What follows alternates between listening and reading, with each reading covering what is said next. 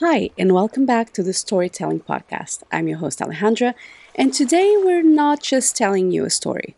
We're stepping onto the deck of a legendary ghost ship, a vessel whose very name has become synonymous with the unknown. We're setting sail on a deep dive into a strange, true story of a mystery that has haunted the nautical world for over a century. This is the enduring enigma of the Mary Celeste. The year was 1872.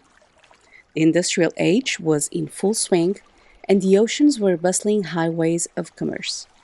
The sea was a career, a way of life, and a captain was a master of his own floating world. Benjamin Briggs was just a man, a devoutly religious man with a reputation for integrity, and he was a respected captain who had just taken command of a sturdy brigantine named Mary Celeste. She was 100 feet long, a good seaworthy vessel, and on the morning of November the 7th of that year, Captain Briggs left New York City with a crew of 7 experienced sailors. But this wasn't just a voyage of commerce. It was a family affair.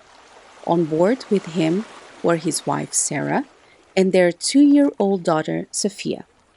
The crew was carefully selected, all men Briggs knew and trusted.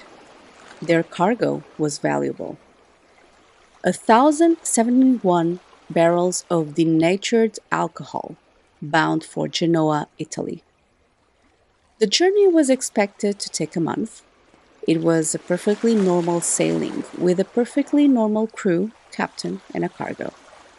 Another ship, the Dei Gracia, captained by David Morehouse, left New York just a few days after Mary Celeste. Morehouse and Briggs were friends, having shared the meal together before their respective departures. There was a friendly rivalry between them, a good-natured competition to see who would make the port first. As Morehouse sailed eastwards, he held a fond thought for his friend Briggs, imagining they were both making good time. He couldn't have known that in just a few weeks, he would be the one to stumble upon a scene of absolute, baffling silence.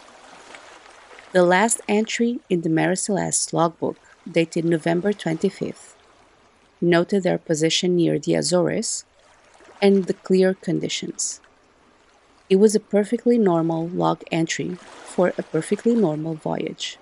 And then, silence. On December 5th, a little over a week after that last log entry, another ship spotted the Mary Celeste drifting aimlessly. It was the brigantine Dei Gracia, captained by Briggs' friends. Morehouse, observing the ship's erratic, listless motion, grew concerned. He hailed the ship with a speaking trumpet, but there was no response.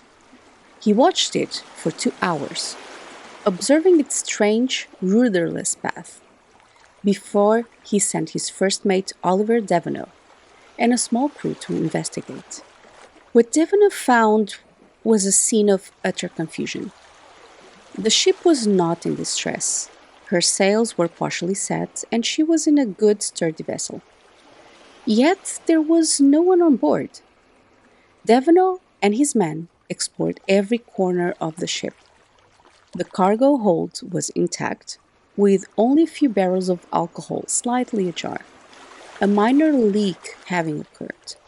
The ship's provisions were still there, enough food and water to last for months. The crew's personal belongings, their pipes, their boots, their clothes, were all neatly in place. In the galley, food was prepped as if a meal was abandoned mid-preparation. In the captain's cabin, Sarah Briggs' sewing machine was still threaded with a piece of cloth.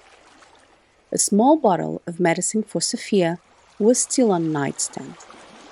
The ship's logbook was open on the captain's desk. Its last entry, a chilling reminder of the normalcy that had abruptly ended. The chronometer and sextant were missing, along with some navigational charts. Most crucially, the ship's lifeboat was gone.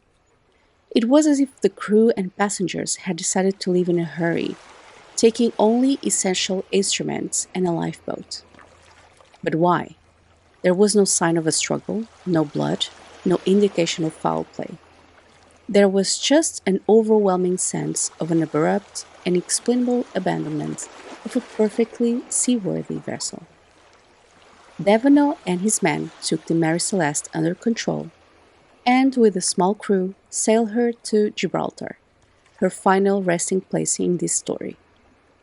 The ship was salvaged, and an Admiralty Court hearing was held to determine what had happened. They could find no definite answers. The mystery of Mary Celeste had officially begun. For over 150 years, people have tried to solve the puzzle of the Mary Celeste. The story has inspired countless books, movies, and a multitude of theories. We can rule out some of the more outlandish explanations, such as sea monster or an alien abduction. Let's look at some of the more plausible explanations. One popular theory, supported by some of the evidence, centers on the ship's cargo. The barrels of industrial alcohol could have begun to leak, creating highly explosive fumes in the cargo hold. A small, non-destructive explosion, perhaps a burp of vapor, could have occurred, causing the crew to panic. They may have taken the lifeboat, believing that the ship was about to blow up, and been tragically lost at sea. This theory accounts for the missing lifeboat and the lack of a struggle, but it actually doesn't explain why they wouldn't have simply waited for the fumes to dissipate. Another theory, though less supported by evidence, is mutiny. Some have suggested that the crew turned on Captain Briggs, possibly over a dispute or a desire for the cargo. They might have forced the captain and his family into the lifeboat and set them adrift. However, the lack of any sign of violence and struggle on the ship, no blood, no broken objects, make this theory hard to prove. The crew were also all experienced, well-paid sailors who knew Captain Briggs. A more recent hypothesis suggests a natural phenomenon. An underwater earthquake could have created a sudden pressure wave that made the ship shudder and groan violently, convincing the crew that they were about to sink. In a panic, they would have fled to the lifeboat, only to find the ship had survived and they were stranded. Another theory involves a faulty pump, which may have led the crew to believe that the ship was taking on more water than it actually was. The simple truth is we have no definite answers. The mystery of the Mary Celeste remains just that, a mystery, a testament to the unpredictable nature of the sea and the power of the unknown. The Mary Celeste was found, towed to Gibraltar, and her cargo delivered. The ship herself sailed for another 12 years under new owners, before eventually being scuttled off to the coast of Haiti in a case of attempted insurance fraud. For her legacy, it's not in her ultimate fate, but the story that she left behind. The disappearance of Captain Briggs, his family, and his crew serves as a powerful reminder of the unforgiving nature of the sea and the mysteries that can lie hidden in plain sight.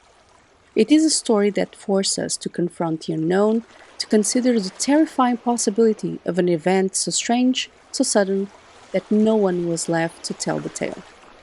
It is a story with no villain, no hero, and no ending. And that perhaps is why it's still one of the greatest tales ever told. And this is it, guys. This was today's episode. This is a small episode today. And I hope you liked it, and comment below and share your thoughts. It's always nice to hear from you guys, and I promise that I have other episodes ready for you. Might be weekly or 2 times during the week here at the Storytelling Podcast. Thank you for listening, and please remember that if you'd like to send your stories and a special topic to be shared in the next episodes, please send it to thestorytellingpodcast8080@gmail.com or follow me on social media at the Storytelling Podcast Official. But before you go, if you haven't done that already, I would love for you to click on the follow or subscribe button and see you on the next episode.